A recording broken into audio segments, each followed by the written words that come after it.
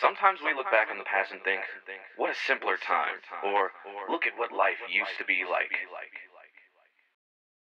I'm someone who likes to look back on the past to see where we were and how we got to where we are today. And the way we've received, critiqued, and interpreted information is an area I find very interesting to trace the roots of. Today we have so many ways to receive information and so many different ways in which to critique it in what Jürgen Habermas calls the public sphere. The public sphere can't simply be made by having a public or gathering of people. There must be rational debates occurring between those with freedom of expression in a public body for it to become the public sphere. Now, it can be said that it is hard to avoid the news, and it's even harder to avoid hearing a discussion about it all, but we'll get back to that. Let's first look back at how we used to get information. It used to be for a long period of time that people only heard news by word of mouth. Then, as we all know, the written word came into play, but very few people were literate, so it wasn't an effective medium until literacy spread with the creation of the printing press. Fast forward to the 17th century in America. At the dawn of our independence as a country, the emergence of intellectual newspapers came to be, and with mass production growing, more people could get information. Not only did people get information, but since these papers were not commercialized yet, the writers could voice their personal opinions.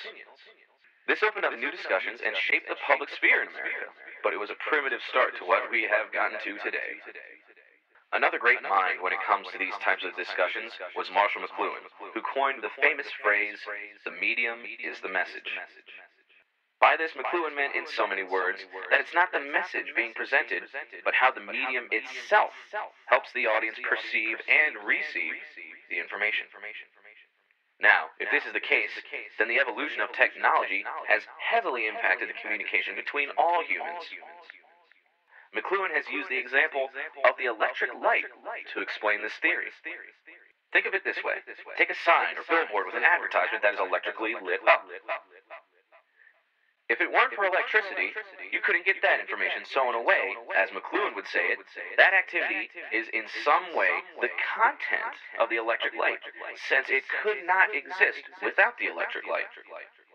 Now, with electricity came more than just lit-up signs. It brought things like the telegraph, radio, and eventually television. With the telegraph, people could communicate and share information quicker than waiting for a paper, and radio even quicker than that. We were steadily moving towards the advent of television and the transformation of our world. Television understandably revolutionized the way we received information, because before we had only been able to read the news and interpret it our own way. After that, we were able to hear the news and have it dictated to us, but we could still in our heads picture what these stories looked like or meant to us. Then came television. The dawn of television meant that print would soon be a secondary medium because of the power that television held. For the first time, we could see the news in pictures and in motion instead of just hearing it and painting the picture ourselves. TV painted the picture for us. Pierre Bourdieu once said that television's power of diffusion means that it poses a terrible problem for the print media. This basically meant that television as a medium had more power than print ever could, and we could get our information even quicker. This speed, however, leads to another point that Bourdieu makes about the race for the scoop in the news world. We see it every day, news stations taking pride in being the first to report or first on the scene, which shows how urgent it has become for us to get the news.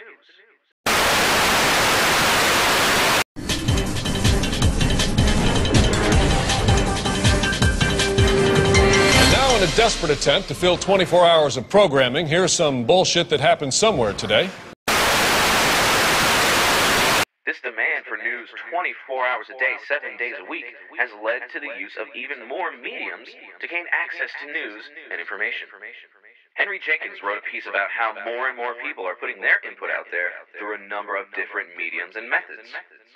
His example was a doctored Star Wars poster mocking the Monica Lewinsky scandal made by an ordinary citizen and spread across the country and the world through email. This was a great example of people using new methods to voice their opinions on issues in today's society. Things like YouTube, Facebook, Twitter, and so many other options are ways for people to voice their opinions in ways that we just couldn't before. Jenkins may not have foreseen all these options, but he did say that new ways to insert yourself into a conversation enables multiple points of entry into the consumption process.